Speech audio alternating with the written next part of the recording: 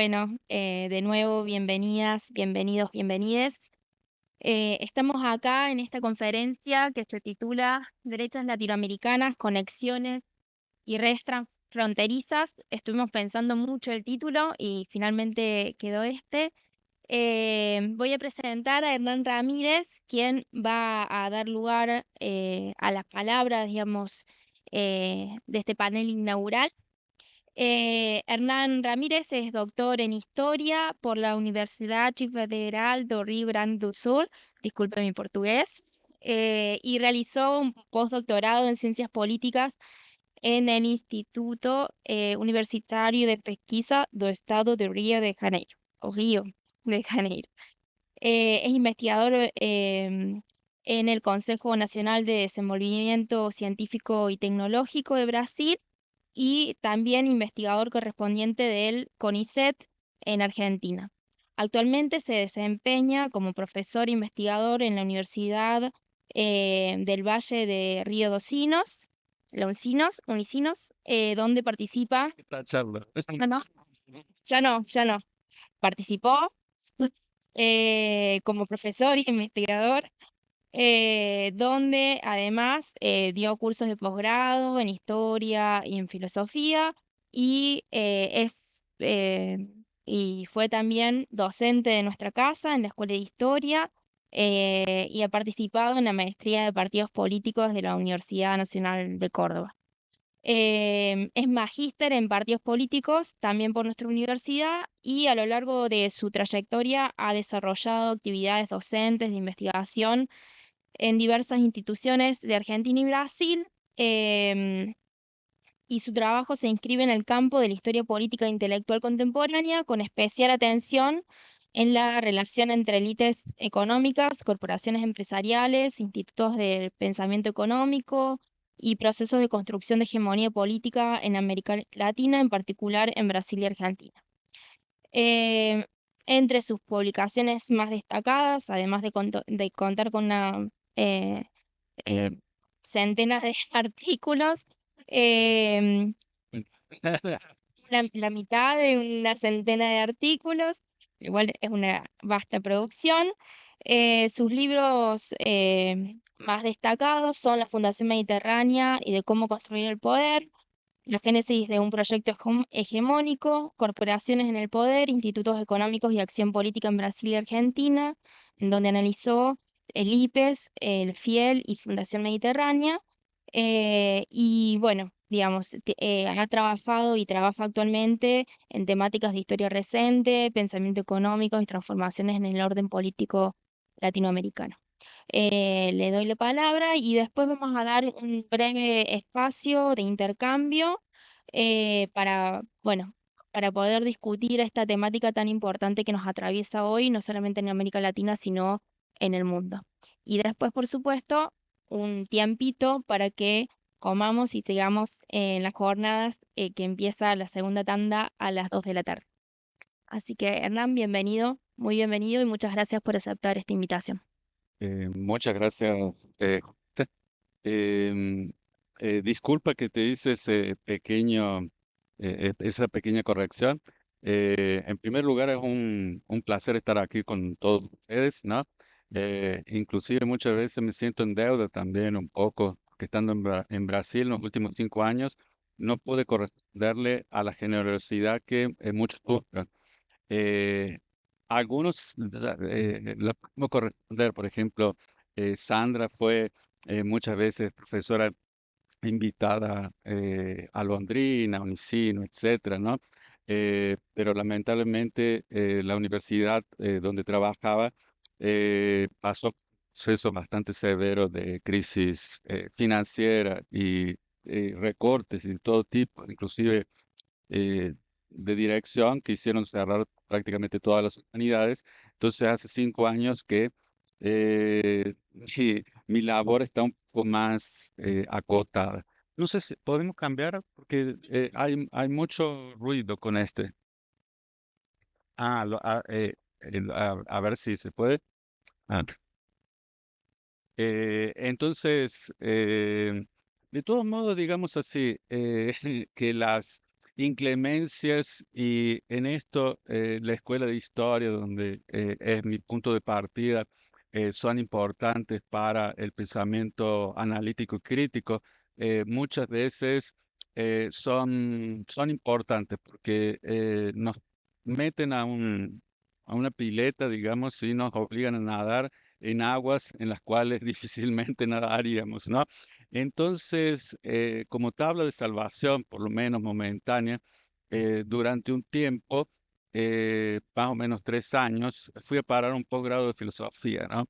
Entonces van a notar un poco de que muchas de estas reflexiones parten de ahí, de ese curso un tanto extraño que me permite ver a veces con otros ojos una realidad que a simple vista no la vería, ¿no? Entonces, agradeciendo inmensamente esta oportunidad y sobre todo para rever esos amigos, algunos inclusive que no tenía ni pensado y que una gran alegría, como aquí a Sandra, ¿no? Que los vería aquí en este encuentro, que siempre es bueno y nos trae una cierta nostalgia, ¿no? Yo me acuerdo que fue casualmente en 1982 que nos conocimos con Sandra por eh, un evento que también tenía que ver con Brasil, ¿no es cierto? Porque se celebraban los 500 años de la conquista, ¿no? Y aquí Beato organizó ese evento y trajo a los compañeros de Rosarinos con los cuales me relacioné muy bien durante toda la vida, ¿no?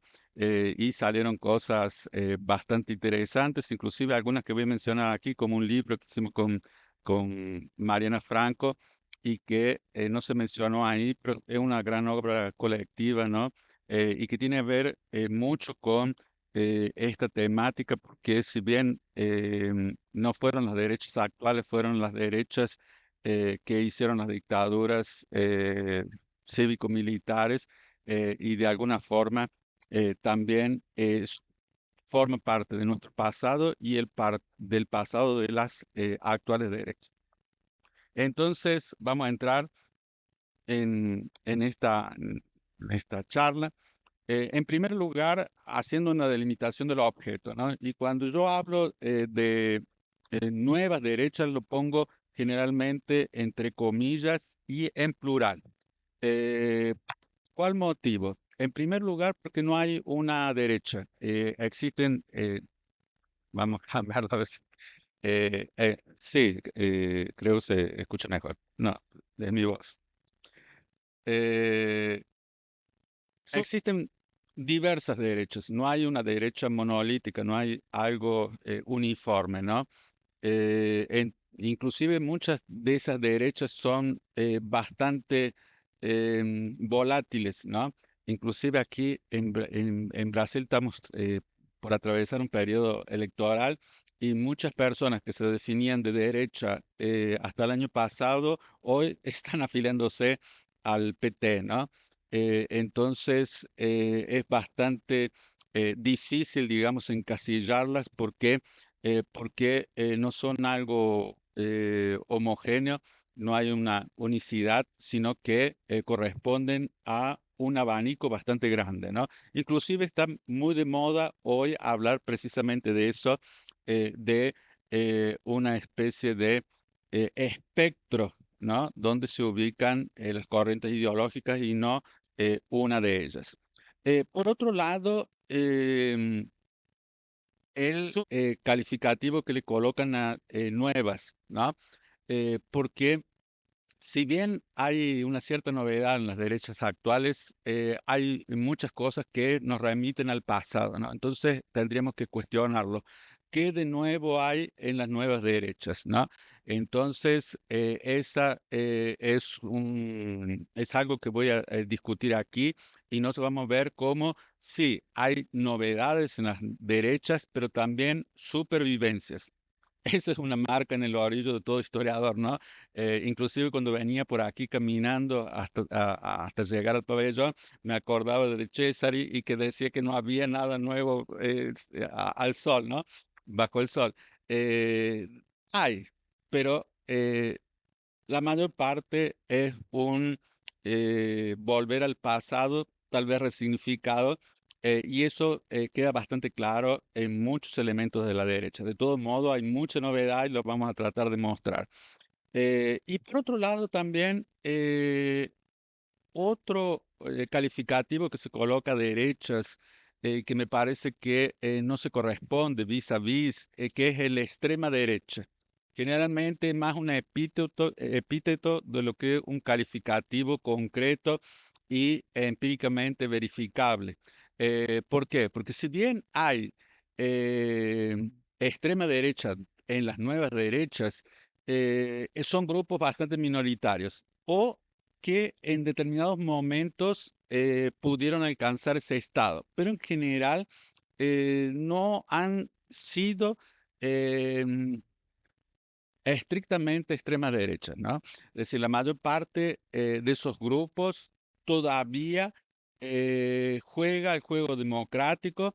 En momentos muy puntuales se han salido del mismo y no son como em, derechas pasadas que buscaban subvertir el proceso democrático de forma permanente, ¿no? Entonces, por lo menos en América Latina eso está bastante claro. Puede haber, y los hay, grupos de extrema derecha dentro de las derechas, pero son grupos minoritarios y que generalmente no, no tienen un peso, digamos así, decisivo en estas alianzas que se montan en estos grupos, ¿no?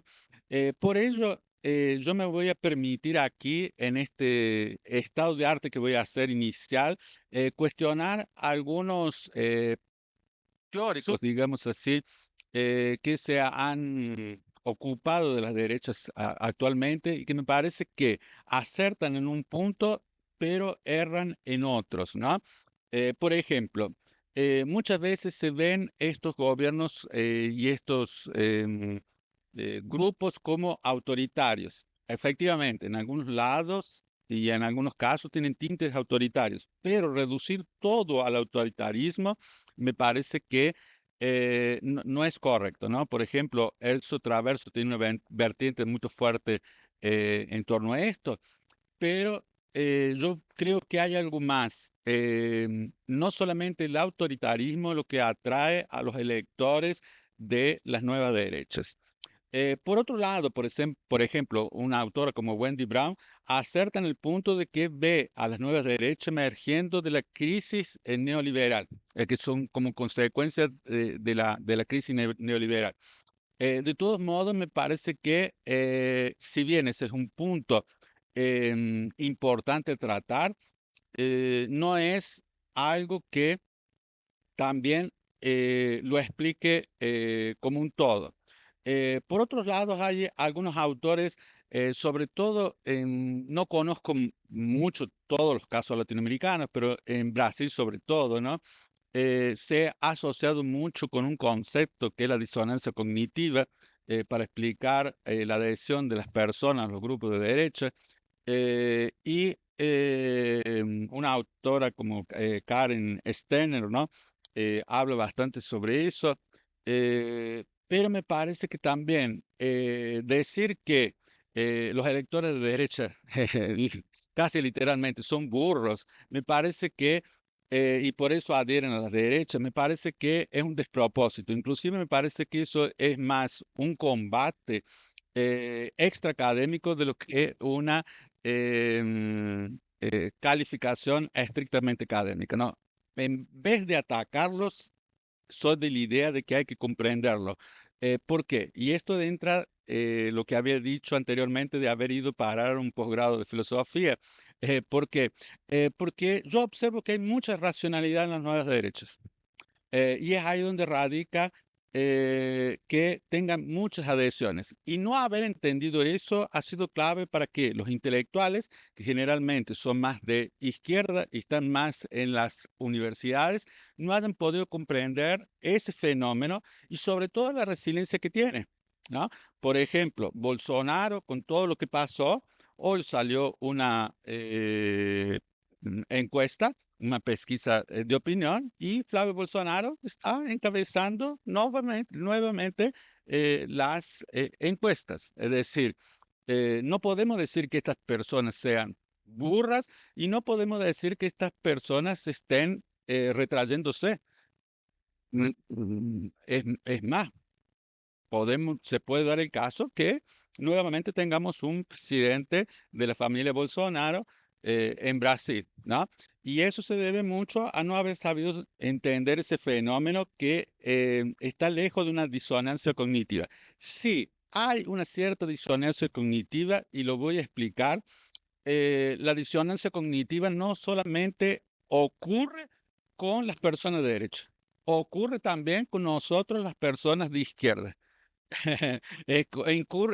Ocurre inclusive con los intelectuales universitarios, ¿no? Por ejemplo, en una época, cuando éramos militantes estudiantiles, negábamos los gulag, negábamos los crímenes que ocurrieron en la Unión Soviética, ¿ah? Y para nosotros estaba bien, ¿ah? Nosotros de izquierda no nos interesaba cuestionar eso, pero eso no ocurrió, eso estaba bien, eso era justificable, ¿no? Entonces, cuidado cuando calificamos otros grupos con parámetros propios que no son los de ellos, ¿está? Y por último, una tesis bastante interesante, que estos grupos serían una catarsis contra la modernidad, ¿no? O contra la modernidad que nosotros vivimos, ¿no? Porque la modernidad parece un proceso que comenzó hace unos 3 siglos atrás y viene ocurriendo y nunca termina, ¿no? Entonces, sí, veo que hay una catarsis contra la modernidad muy grande en estos grupos. Inclusive hay un autor brasilero que me parece que es central, que es Jesse Souza, que llama esto la rebelión de los bastardos. Es decir, estos grupos de derechas se han revelado. eh, Podemos cuestionar el hecho de ser bastardos, que es una palabra muy cargada, ¿no es cierto? De todos modos, yo veo que hay una rebelión de estos grupos que han sido desempoderados y que se sienten de alguna forma em, eh, eh, no contemplados dentro de nuestra nueva realidad política que vivimos hasta un tiempo atrás y buscan frenar precisamente eso, ¿no? Es decir, em, no es por casualidad que estos grupos, y ya hay bastantes estudios empíricos, estén concentrados en que reclutan hombres heteros, blancos y de una capacidad económica que gira, digamos, entre clase obrera y clase media baja, ¿no? No pasan más de lo que eso. Eso es lo que forman parte estos grupos de más numerosos de derecha, ¿no? En el caso de las mujeres, digamos, son grupos un poco diferentes, pero también las mujeres que nutren estos partidos son mujeres que forman parte de estas familias y que también tienen un papel eh, de- subordinados dentro de sus estructuras familiares, ¿no? Muy claro, por ejemplo, en el caso de Brasil, con la adhesión de grupos bastante cuantiosos de mujeres de los segmentos evangélicos, ¿no? Es decir, aquí no hay una élite participando generalmente en estos grupos, los que los votan no son, sí, lo pueden votar grupos de la élite, pero las grandes masas que arregimentan electoralmente son de estos grupos, ¿no? ¿Y por qué se da esto, no? y aquí voy a volver a algunas cosas que dije anteriormente, ¿no? Para explicarlas un poco mejor. Y bueno, voy a volver para dos crisis grandes que hay y que inclusive quien nos presentara aquí ya medio que habló, ¿no? Por un lado, la crisis económica de esta modernidad y por otro lado, la crisis de lo político que Marta Phil y Javier Moyano, como exalumnos de la maestría, como egresados ilustres de la maestría de partidos políticos, se recuerda, es algo que venimos comentando hace mucho tiempo. César Cast, por suerte, nos hartó con Ofe y Kirk Kessler y toda esa gente.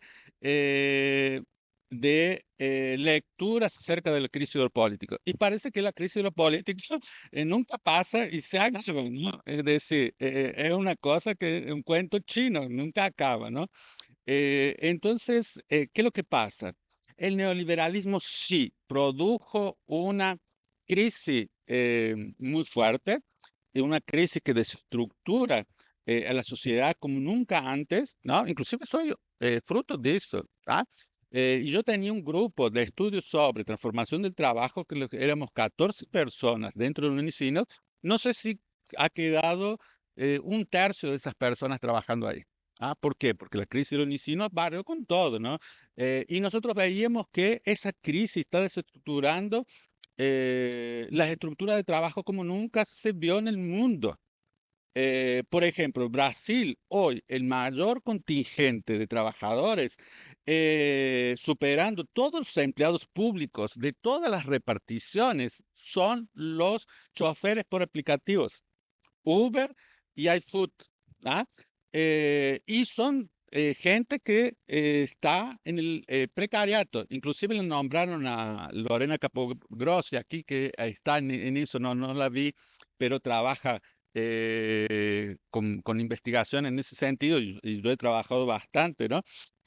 Con investigaciones acerca de ese precariato, y la inteligencia artificial barre con millones de puestos de trabajo, ¿no? Es decir, hay una reestructuración del mundo del trabajo enorme. Las personas se sienten inseguras.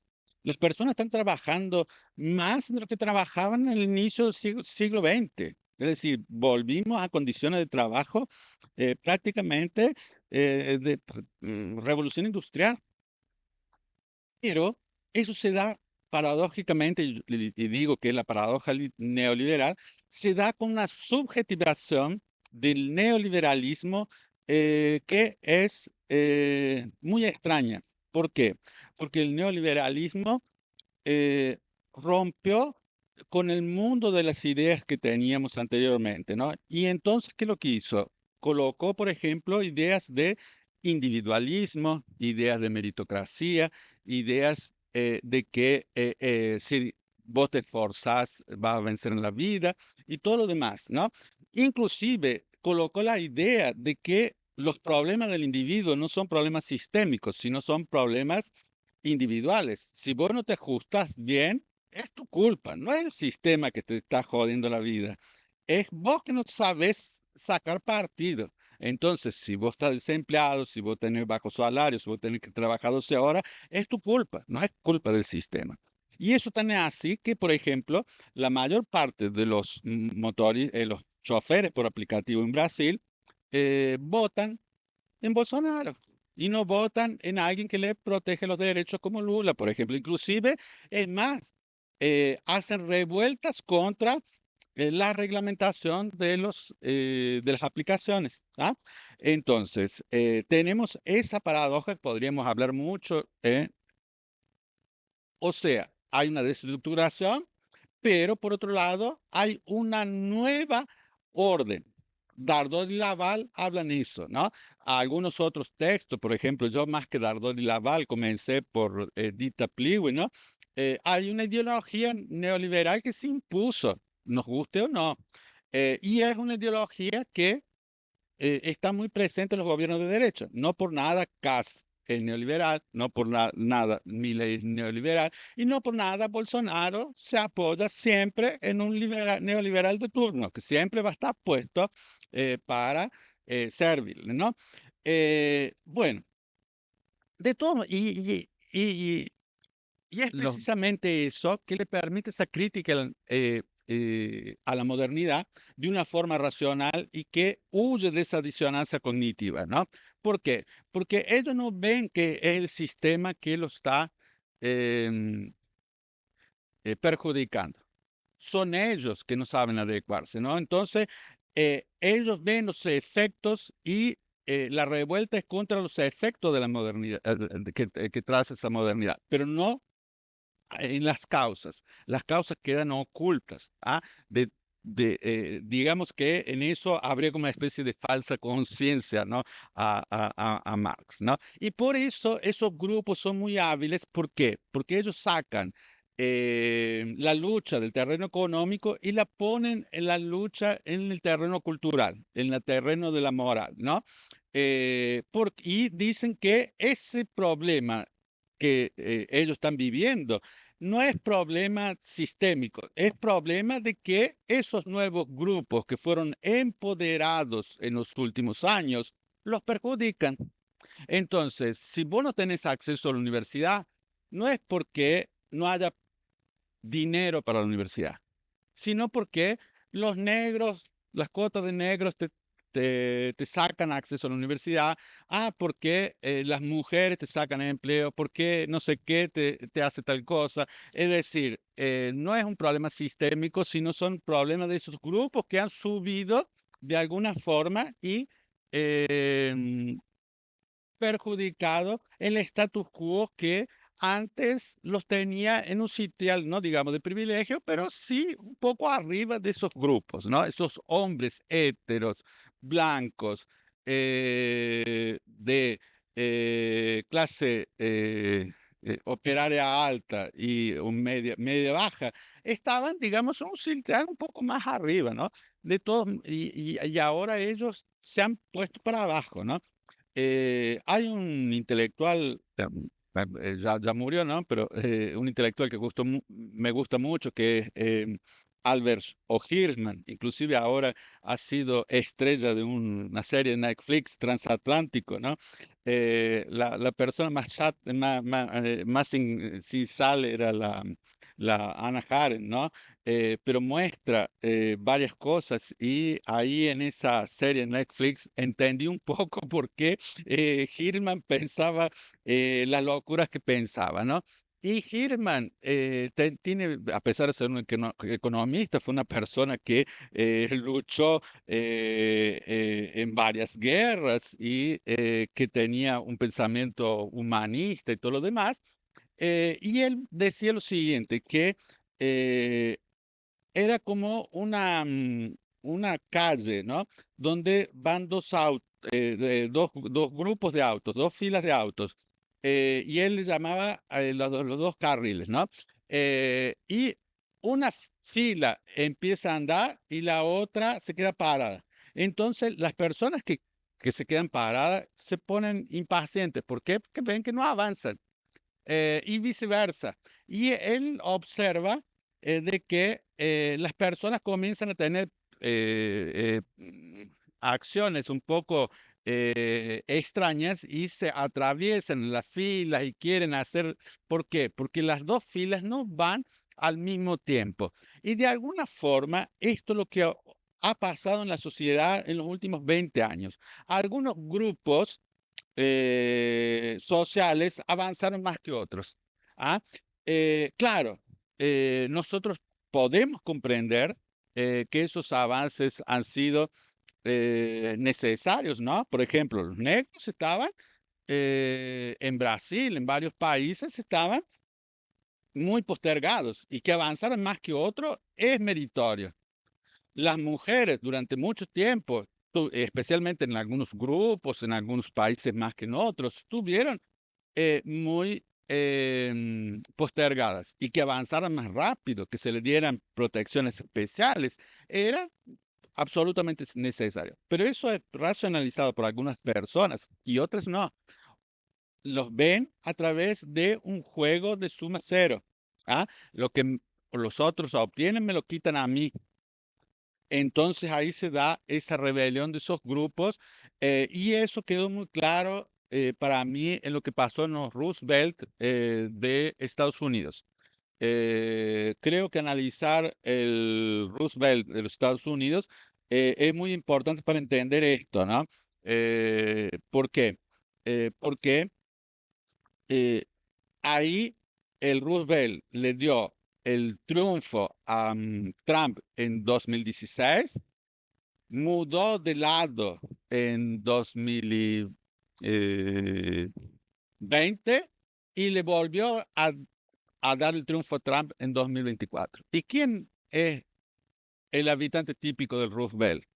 El hombre blanco, los operarios de clase media baja.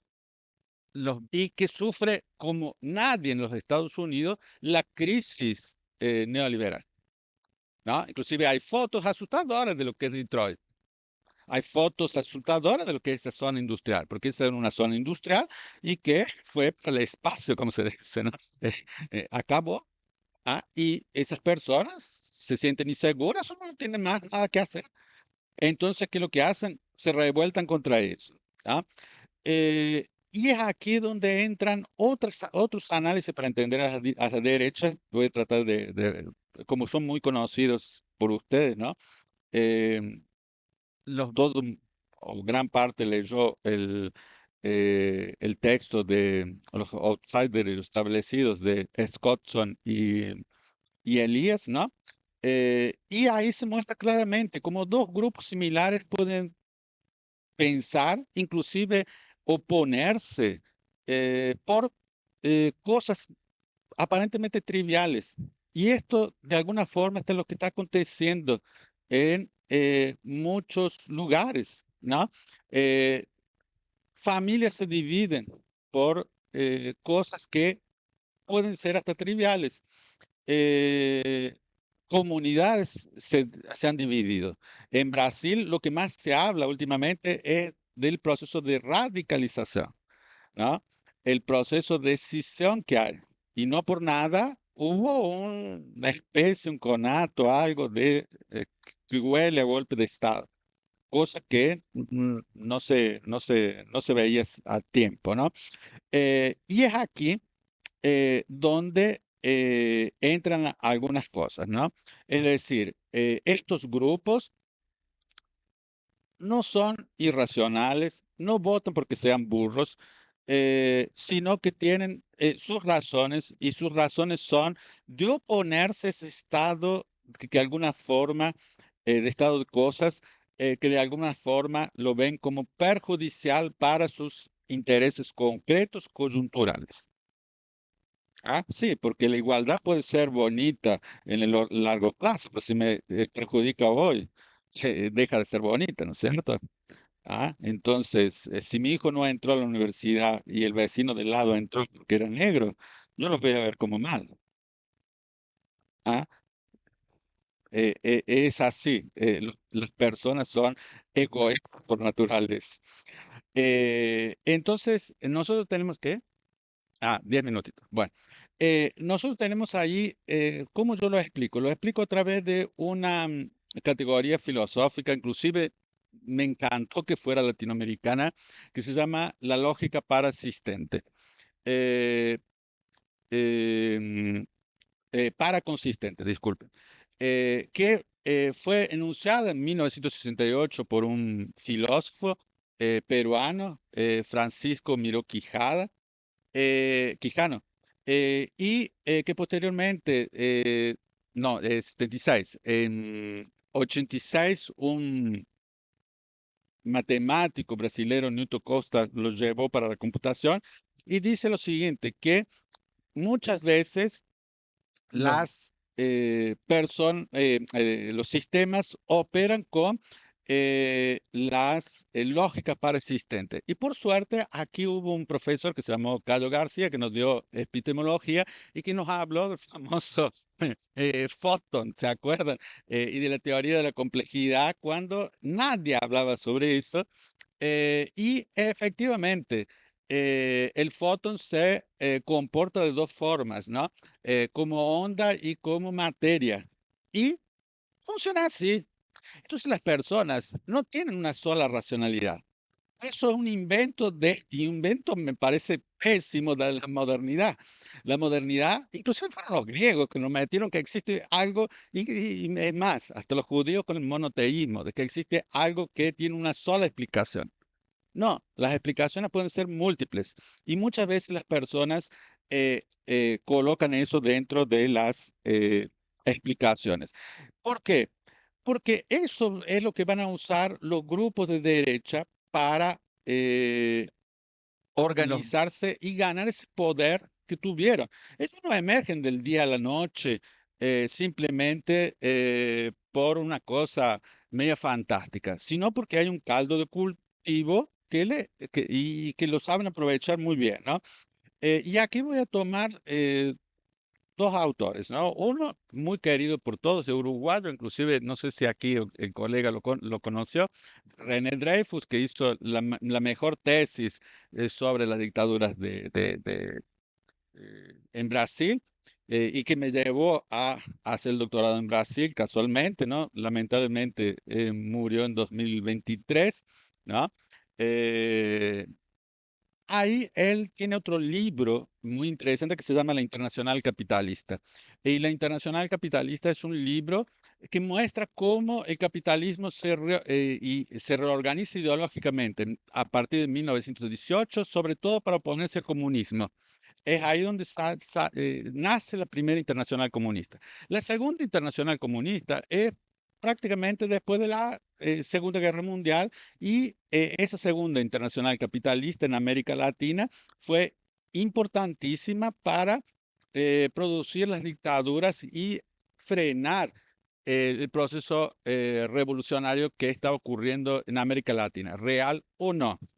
Y lo que nosotros vemos, y aquí entra dentro de la temática del Congreso, es que existe una tercera internacional capitalista, inclusive esta los, semana o la semana pasada estuvieron reunidos en la CEPAC en los Estados Unidos, que funciona muy bien. ¿Ah? Es decir, ellos tienen redes y tienen conexiones, ¿no? De todos modos, son redes y conexiones que no son jerárquicamente establecidas, sino hay algunos modus vivendis, digamos así, medio particulares. Por eso a mí me gusta mucho la categoría de Javier Balsa de llamar constelaciones. ¿Ah? Esas redes funcionan como constelaciones, inclusive muchas veces parece que eso se va ajustando de acuerdo con las necesidades, de acuerdo con los momentos, de acuerdo con los posicionamientos que haya en un momento u otro, ¿no? Y esas articulaciones tienen tres ejes: el económico, el político y el religioso. ¿Ah? Eh, ¿Qué hay de común esas tres? Eh, el, el económico y el político, lo que no es de común es el religioso, por lo menos aquí en América Latina. ¿Por qué? Porque anteriormente las internacionales capitalistas o conservadoras, como dice Grossman, estaban con la Iglesia Católica y hoy la Iglesia Católica fue sustituida por los evangélicos, por lo menos en Brasil, por lo menos en algunos países donde tienen algún predicamento. ¿Por qué? Porque el discurso ideológico es bastante importante, sobre todo en estos grupos conservadores. No por nada hay un revival de la Biblia, no por nada hay toda una discusión que tiene que ver con esto, ¿no? No por nada Milei anda haciendo esas cosas medio extrañas ahí en Jerusalén, ¿no? Eso no es una locura de él, sino es algo pensado para colocar dentro de esa narrativa, ¿no? Entonces, esa es una. ¿Qué tienen en común? Y ya voy cerrando. eh, en que inventan o reactualizan enemigos imaginarios, ¿no? Es decir, las tres Red Cares, las tres ondas contra el peligro rojo, ellos tuvieron como mote el anticomunismo, ¿no? Sea cierto o no, es decir, la primera sí, era la Unión Soviética, que era un bicho que pegaba, ¿no? La Revolución Rusa, ¿ah? No por nada se establece en 1918. La segunda, bueno, son los rusos ganando la Segunda Guerra Mundial prácticamente, ¿no? Y la tercera, reinventan de nuevo. Estamos aquí en el pabellón Hugo Chávez y el malvado favorito de estos grupos fue el chavismo, ¿no es cierto? Y en términos generales es el gramscismo, es el marxismo cultural, la escuela de Frankfurt, son todos enemigos imaginarios que sabemos que funcionan muy bien en política, ¿no? Es decir, entran dentro de esta narrativa, ¿no?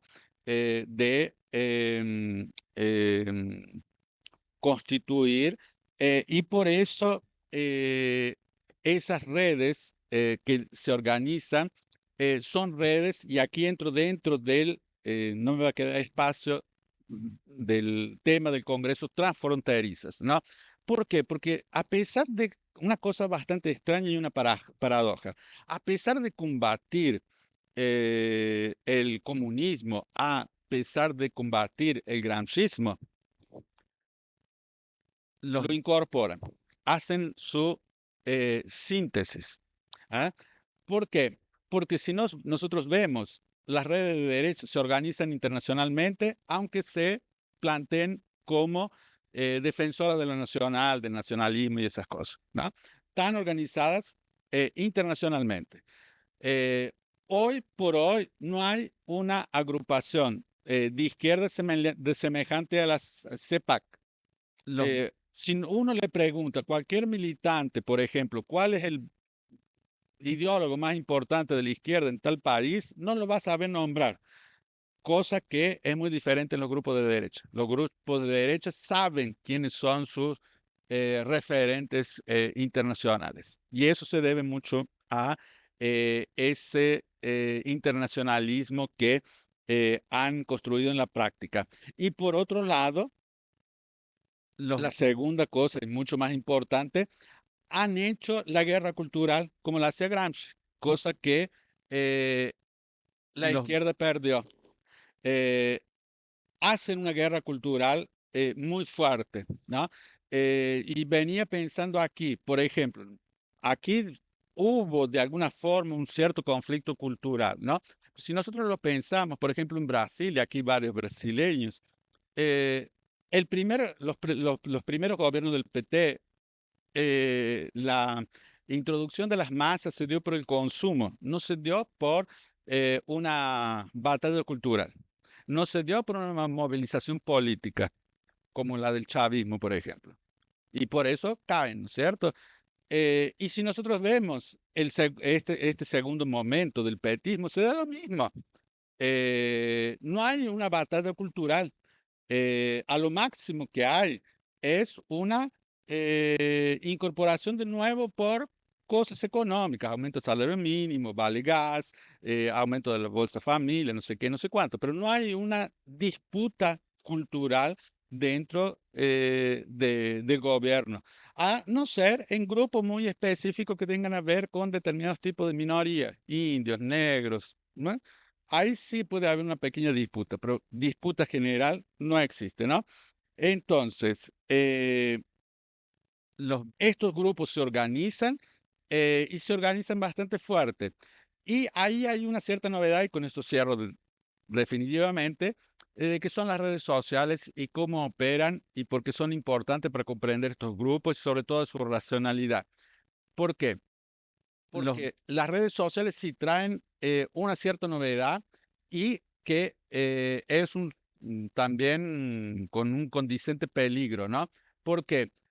Porque estos grupos son grupos autocentrados, son grupos jerárquicos, mantienen una jerarquía muy fuerte. No por nada hubo un dedazo de Bolsonaro, es decir, él indicó su hijo y es su hijo el que lo va a suceder. No hubo una discusión interna de quién iba a ser el sucesor de Bolsonaro. Inclusive si nosotros vemos, por ejemplo, los grupos evangélicos, son grupos evangélicos en nombre, pero en realidad son pre-reforma protestante.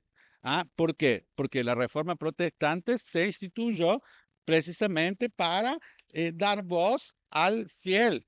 Y el pastor es el que jerárquicamente les da la palabra de Dios, como antes. Es decir, de evangélico eso no tiene nada, de protestante ahí no hay nada, ¿no? Entonces son grupos fuertemente jerárquicos, autocentrados y que mantienen ese discurso a través de lo que Alfred Schutman llamó la construcción social de la realidad. Es decir, puede ser una realidad paralela, pero esa realidad paralela es de alguna forma una realidad tan real cuanto a la realidad verdadera, ¿no? Entonces con esto cierro y esa también es una referencia bastante grata al querido Eduardo Bajo, que nos enseñó eso a través de el libro de Berger y Luckmann, ¿no? Bueno, gracias.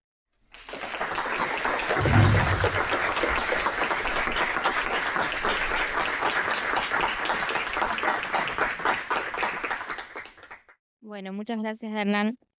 Si les parece, y hay algunas preguntas que quieran hacer desde el público, me imagino que hay varias, podemos dar lugar a 2 o 3 y bueno, y continuamos con las jornadas. Arranco yo para romper el hielo. A ver, em, usted decía recién, me hizo acordar bastante al principio, al texto de Waldo Ansaldi, ¿no? Que hay de nuevo en estas nuevas derechas. Y usted decía, bueno, no son homogéneas, pero tienen cierto grado de continuidad.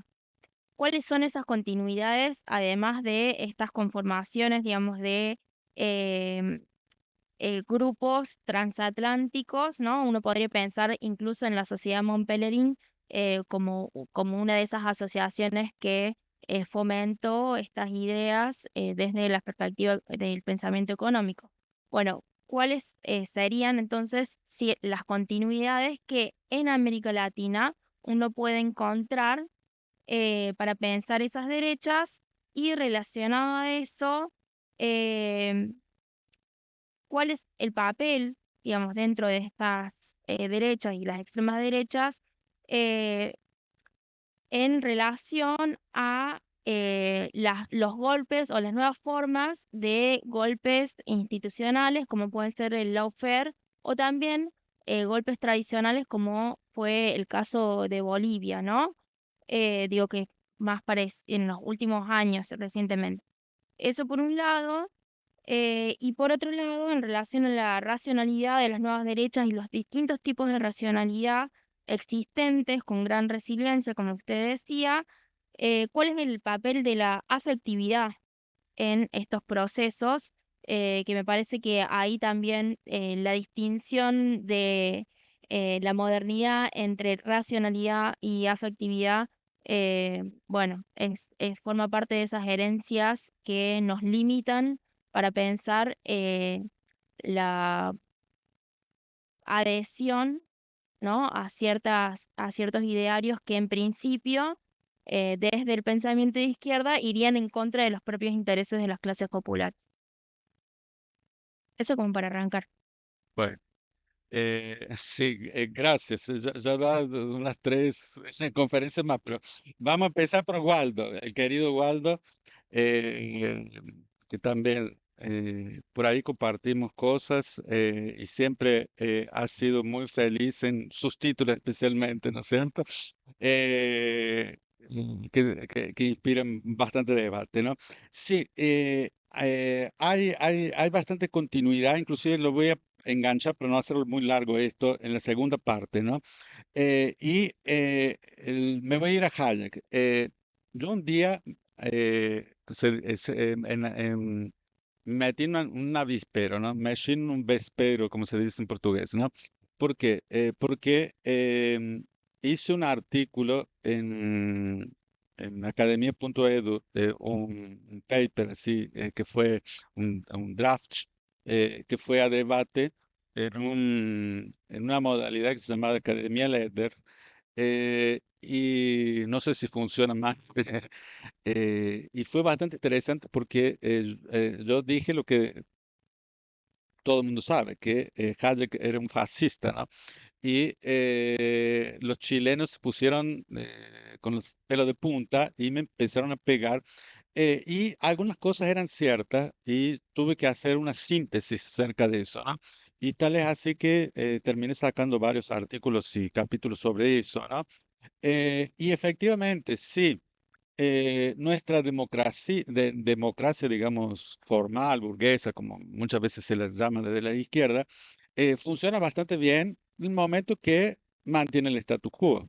El momento que el status quo está puesto en peligro, ahí hay ciertos reparos a eso, ¿no? Y eso no es un problema que viene ahora, sino un problema que ya viene desde antaño, ¿no?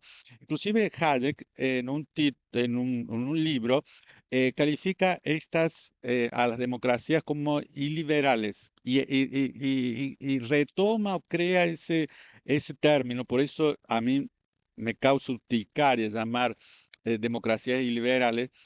¿Por qué? Porque de esa forma la condena y por eso justifica que haya golpes contra esas democracias que son llamadas iliberales. ¿Cuáles serían las democracias iliberales? Son las democracias que cuestionan la libertad económica. Es decir, el neoliberalismo tiene como principio que todo lo que rige la libertad económica y para abajo se organiza la sociedad con esa lógica, ¿no?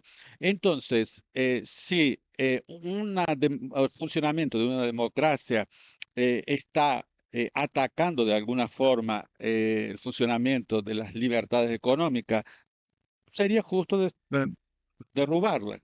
Y por eso Hayek no tuvo empacho en asociarse con todos los gobiernos dictatoriales que hubo en su época. El más conocido fue los abrazos que se dio con Videla, los abrazos que se dio con Pinochet, etcétera. Inclusive había amigos, eso está en las correspondencias, que lo alertaban, ¿no? Que quedaba mal abrazarse con Pinochet, y sobre todo para alguien que se decía un liberal, ¿no? Pero era con Salazar, con todos con los sudafricanos, con todos los dictadores, con todos los peores tipos se asoció. ¿Por qué? Porque el objetivo de él era defender ese tipo de democracia occidental que funcionase para mantener el status quo capitalista. Cuando el status quo capitalista de alguna forma puede subvertirse, es bueno em, derrubarlo, ¿no? Y para eso lo justifican. En el caso de países subdesarrollados, ¿dónde estaría eso? Sobre todo en la relación de dependencia. Y no por nada estamos en un pabellón, que se llama Venezuela, en un anfiteatro que se llama Chávez, ¿no? Es decir, cuando algún país busca zafarse, digamos, de la relación de dependencia, ahí viene el golpe de Estado, el golpe de nuevo tipo, etcétera, el lawfare, para destruir esa alternativa. Pasó en Brasil con Dilma, ¿no? Inclusive, si se recuerdan, los brasileños ciertamente, Brasil estaba a punto de hacer un caza supersónico, ya en la época de Dilma. Eso se consiguió ahora con Lula. Es decir, no sabemos hasta cuándo la burguesía va a permitir que Lula eh, subvierta, digamos, la lógica capitalista dependiente de Brasil, ¿no? Es decir, hay todo eso. Y por otro lado, eh, esos grupos tienen alguna eh, supervivencia, ¿no?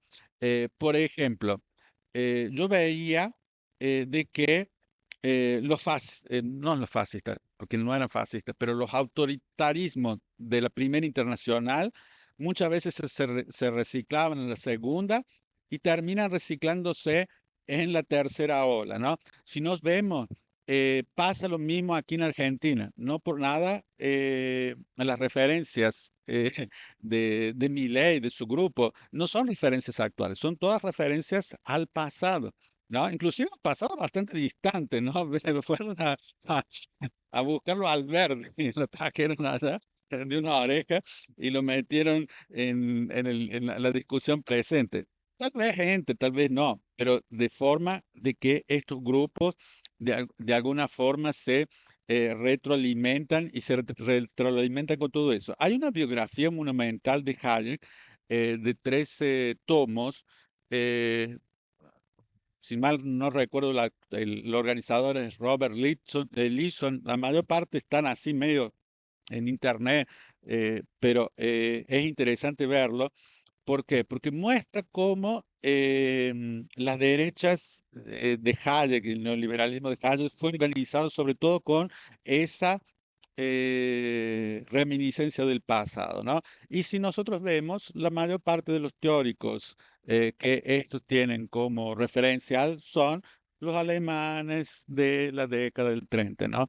Eh, y la cosa interesantísima que se me quedó en el tintero, la racionalidad y la afectividad. Y es muy importante en estos grupos, ¿no?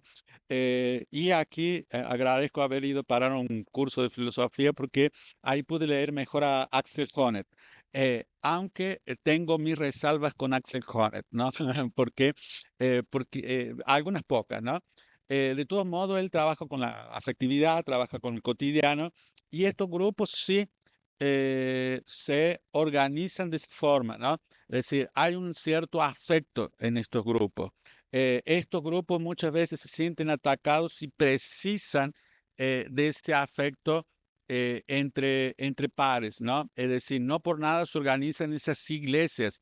¿Por qué? Porque la crisis económica, ese haberte tirado a los leones como individuo, literalmente, te deja desamparado, es difícil, pues hay que tener un círculo de relaciones. Eso es algo que se rompió con la modernidad. Es decir, antes vos estabas amparado por el sindicato. La cosa que me hizo el sindicato me manda unos panfletitos, chao. Ni organizaron una sentada, pero los despedidos no hicieron. No hizo nada el sindicato, ¿no? No hizo absolutamente nada. El sindicato, lo único que hace, te da descuento en farmacia. Eso es lo que hace el sindicato en Brasil. No te protege tus derechos, no por nada. No, no, a echar, chao, está despedido, arréglatela. Total, yo voy a tener como burócrata sindical mi puesto aquí garantizado, no me interesa. ¿Ah? Y así los individuos están en esta nueva modernidad, están tirados al azar, digamos, ¿no? Y entonces hay una cierta un socorro por esa afectividad. Es decir, y de alguna forma esos grupos autocentrados la tienen. ¿Por qué? Porque son grupos que se autorreconocen. Si nosotros vimos, hubo campamentos que estaban ahí en los cuarteles. Y no eran solamente viejas locas, no eran personas que estaban ahí porque estaban, qué sé yo, por disturbios mentales. Algunos probablemente, pero la mayor parte estaba buscando ese afecto que la política dejó de dar a mucho tiempo, que las instituciones dejaron de dar a mucho tiempo, ¿no? De todos modos, soy crítico con Honneth porque él dice que él habla del refugio en lo cotidiano.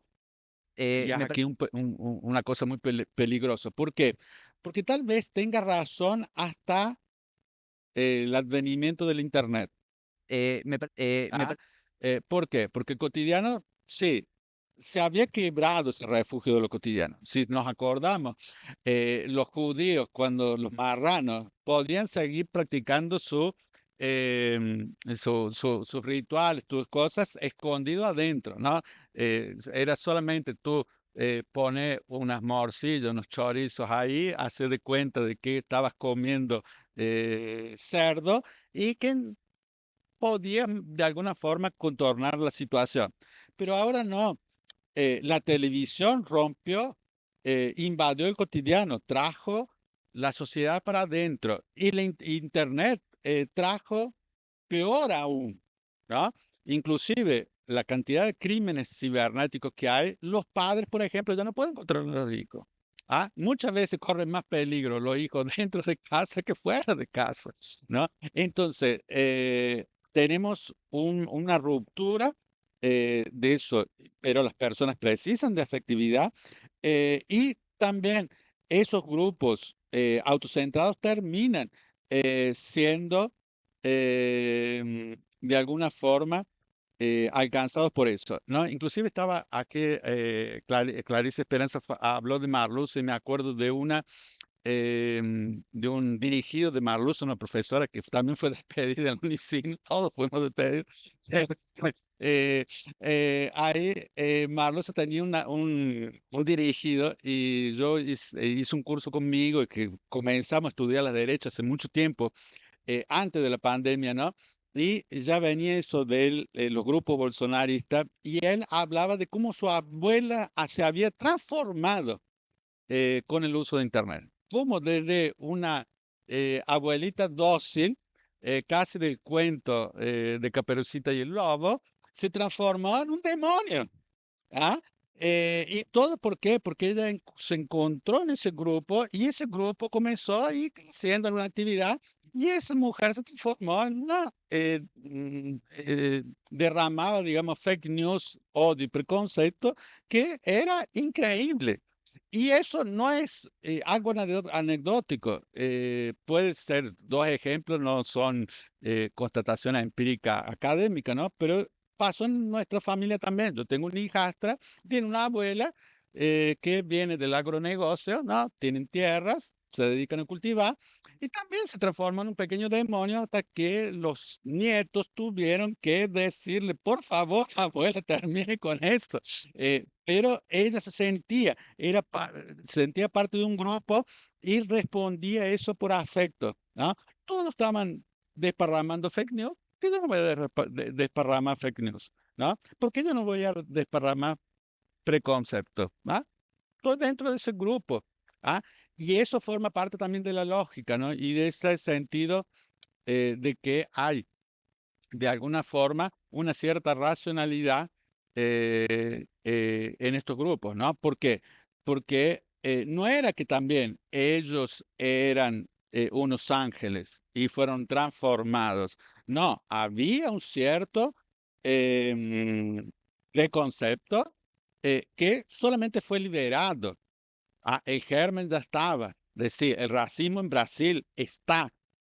Nada más que no afloraba, ¿por qué? Porque las personas tenían miedo de ser expuestos, los demás. Cuando pudieron ser expuestos, se transformaron en esos demonios.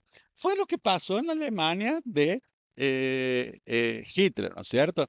Y yo lo digo esto una vez lo discutimos familiarmente, mi esposa, segunda esposa es rubia, de ojos verdes, y toda la familia es más o menos en la misma sintonía. Y nuestros hijos comenzaban a tener novios, le digo, ¿qué pasaría si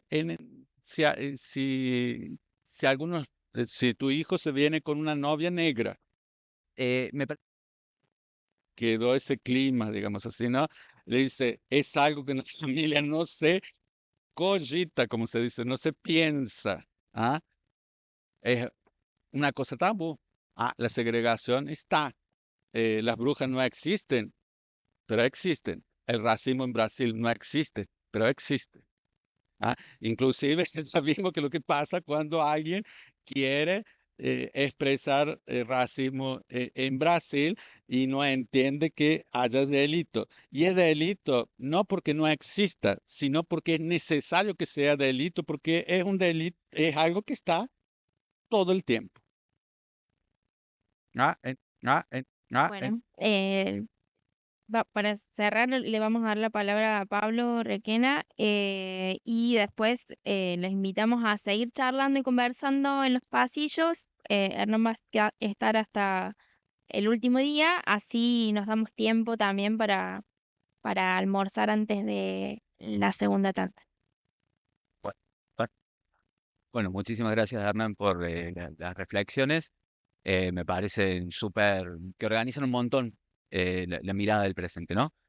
Pensaba cuando te escuchaba en que en realidad la gran obsesión de los historiadores es pensar las continuidades y los cortes, ¿no? Entonces, de la misma manera que Julieta me preguntaba, bueno, a ver, ¿cuánto hay de continuidades en las nuevas derechas, a las que hay que pensar nuevas con comillas, como vos muy bien lo decís, y hay que también poner en duda el nuevas? Y pensando sobre todo en que hay un discurso, hay una familia discursiva que se caracterizaría por un espíritu antimoderno, que lo podemos hacer remontar, no sé, hasta Donoso Cortés en España en la década de 1850, y que hay elementos, me parece que hay una tensión entre una derecha modernista y una derecha antimodernista a lo largo del siglo XX, ¿no? Hay una derecha que mira con confianza la modernidad, y hay una derecha que de alguna manera mira a la modernidad en términos de la necesidad de reparación de aquellos que han sido despojados justamente a partir de un avance, una distribución de derechos y demás. Entonces, me parece que ¿qué te parece pensar justamente al presente o a las derechas, ¿sí? A partir de esta tensión que vos bien planteás entre una derecha que pudo haber mirado en algún momento a partir de los 70s, 80s, 90s en América Latina con alguna simpatía al proceso de modernización, derechas que, como las presentes, que tienen una mirada que es mucho más consistentemente antimoderna, ¿no? Nos paremos en donde nos paremos, Trump, Orbán, Milei, Bolsonaro pueden tener disonancias en perspectiva de política económica, ¿sí? Pero hay una cosa que los atraviesa, que es una furia antimoderna que es bastante marcada, ¿no?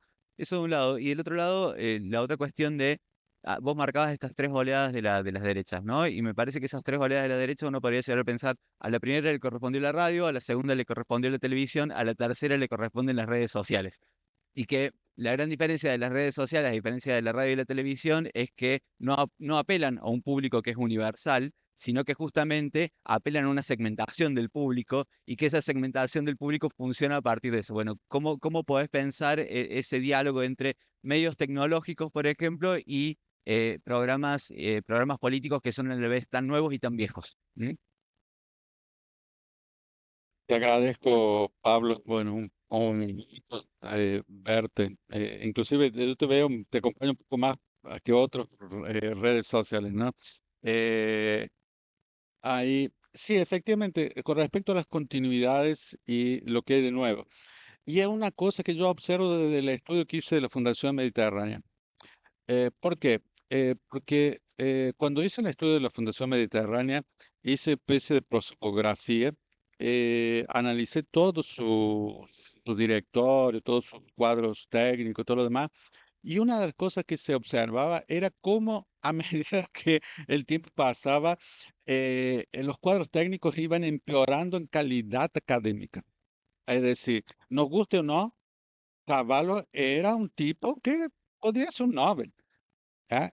Tenía doctorado en Harvard, otros tenían doctorado en Stanford, otros tenían en Chicago, tenían doctorado.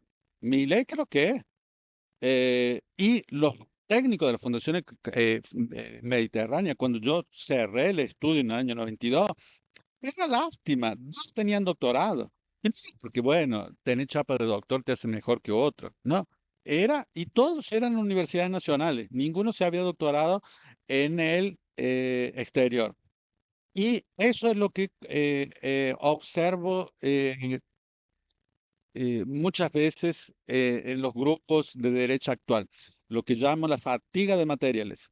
¿No? Inclusive lo publiqué en un artículo de 2018 que salió en el Global Dialogue de la ISA, eh, y que me gustó hacerlo. Me pegaron un poco porque yo dije que la onda neoliberal que se venía iba a ser breve, y de alguna forma lo fue. Porque hay una cierta fatiga de materiales. Ellos tienen que buscar al pasado, porque son incapaces de pensar el presente de forma original. Eh, Milley no recita Rothbard porque sea un referente teórico y todo lo demás. Lo recita porque no sabe construir una cosa nueva. Y ese es el gran problema que tenemos. La derecha no tiene, inclusive yo creo que las izquierdas, ¿no? Los liderazgos de izquierda no pueden construir cosas nuevas. Es decir, es muy difícil y sobre en eso sí, ahí no, por eso no lo desecho totalmente, digo que no, no alcanzan a explicarse muchas cosas, ¿no? De todos modos, siempre pasa eso, nunca pensamos radicalmente todo de nuevo. Hay algunas cosas nuevas, sí, efectivamente, que en algunos, ¿no? Pero, por ejemplo, un principal ideólogo de la derecha brasilera, el finado Olavo de Carvalho, ¿no? Que su mayor mérito fue hacer letras junto con em, eh, Pablo Coelho, ¿no? Y que después se transformó en un espantapájaros de la derecha, una cosa horrible, ¿no? Le rinden culto y todo lo demás, ¿no? Decía, hay una fatiga nuestra, si Hoffman tuviera que hacer un nuevo libro sobre las eras, digamos que esta es la era de la fatiga intelectual. Esta es la que no hay ideas nuevas, son todas cosas que, por ejemplo, ¿cuál es la principal idea de Trump? MAGA, ¿ah? Em, que es una idea que ya viene de Ronald Reagan, ¿ah? Es decir, una idea de 50 años atrás, de 30 años, 40 años. Es decir, hay toda una cosa cíclica, ¿no? Pero, ¿por qué son importantes? Y ahí sí, creo que le da la tecla, no lo pude explicar, pero es algo que observo, eso de la segmentación. Es decir, y eso creo que tiene mucho que ver con que sean grupos económicos, pensamiento económico que actúe. Em, Hablo aquí de la sociedad Montpellier, pero pasa lo siguiente, en los grupos de derecha hay una pretensión universalista y tampoco no hay una pretensión de que todos pueden ocupar los mismos puestos dentro de las organizaciones, ¿no? Es decir, eh, todo está segmentado, todo es como una especie de organización, una firma capitalista, no diría fordista, sino diría en el post-fordismo, ¿no? ¿Por qué? Porque hay organizaciones que se dedican a pensar y dedicaciones que se dedican a actuar y acabó. Hay una profunda segmentación, es decir, le dan el discurso que quieren a los grupos que precisan de ese discurso, ¿no? Entonces, el discurso, por ejemplo, para los hombres es uno, el discurso para las mujeres es otro, el discurso para los pobres es uno, el discurso para los sectores emergentes, todos los demás. De todos modos, hay discursos que más o menos son, traen una cierta unicidad, digamos, ¿no? Pues tampoco no es una jalea, ¿ya? No hablé, pero por ejemplo, en Brasil sobre todo, y en los Estados Unidos hay discursos muy fuertes de lo religioso, por ejemplo, que ellos llaman la teoría de la prosperidad y la teoría del dominio. Son discursos que no nacieron ahora, nacen en la década del 60, la década del 70, y que vinculan lo económico con lo religioso. Estuvieron vinculados, nada más que hay una nueva vinculación, es decir, la teoría de la prosperidad es la religión neoliberal. Es decir, Dios te castiga porque vos no te esforzás, Dios no te da un buen salario. ¿Ah? Y es eso. ¿Ah? Y la teoría del dominio, de nuevo, subvierte la reforma protestante. ¿Por qué? Porque la teoría del dominio, y eso lo trabaja muy bien, em, ay, ah, Ariel em, Ariel Goldstein, em, la teoría del dominio que dice que lo religioso tiene que ser fundamento de lo político. ¿no? Y no por nada, Trump hace todas estas cosas con Irán. No solamente es cosa del petróleo, sino él está alimentando ese conflicto entre Occidente y Oriente, que es un conflicto de vías religiosos para mantener la coherencia narrativa dentro de sus propios grupos, ¿no? Y bueno, y eso se observa en muchas cosas. Por eso, estos grupos, ahí es donde opera esas micro racionalidades. Es decir, y por eso Balsa me parece que es interesante para analizar, porque Balsa observa lo siguiente, que existen como en esas constelaciones, no lo expliqué porque sería largo de más, existen varios tipos, digamos, ¿no? Entonces, y jerarquías, ¿no? Es decir, funciona como una constelación. Es decir, hay un sistema solar, pero por ejemplo, la Tierra tiene su satélite, Júpiter tiene sus satélites, Mercurio tiene sus satélites, ¿no? Es decir, no todos giran de la misma forma y algunos giran en torno de esos otros grupos, ¿no? Entonces la microsegmentación funciona perfectamente eso, ¿no? ¿Por qué? Porque la persona observa que la adhiere por un interés puntual. Puede estar en contra de todo, pero su adhesión se da por ese interés puntual. Ah, yo tengo un hijo gay, no quiero que mi hijo sea gay, yo quiero que me lo curen, y entonces yo voy a adherir al conservadurismo por esa cosa particular. Ah, yo tengo una mujer que está reclamando mucho mi familia, quiere más libertad de lo que yo estoy dispuesto a dar, entonces yo adhiero por eso. Ah, mi hijo perdió el puesto en la universidad por causa de que entraron más negros.